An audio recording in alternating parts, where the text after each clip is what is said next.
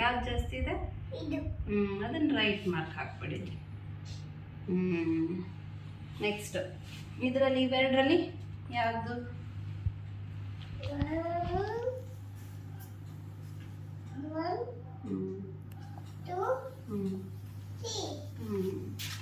ಇದು 3 ಇದೆ. ಇದೆಷ್ಟಿದೆ? 1 2 3 4 5. ಯಾವ್ದು ಜಾಸ್ತಿ? ಅದು ಜಾಸ್ತಿ ಅಲ್ಲ, ಅದು ಜಾಸ್ತಿ, ಇದು ಕಡಿಮೆ.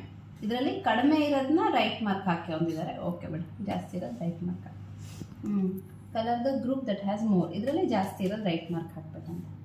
ಯಾವ್ದು ಜಾಸ್ತಿ ಇದೆ? ಕಣ್ಣು. ಕಣ್ಣು.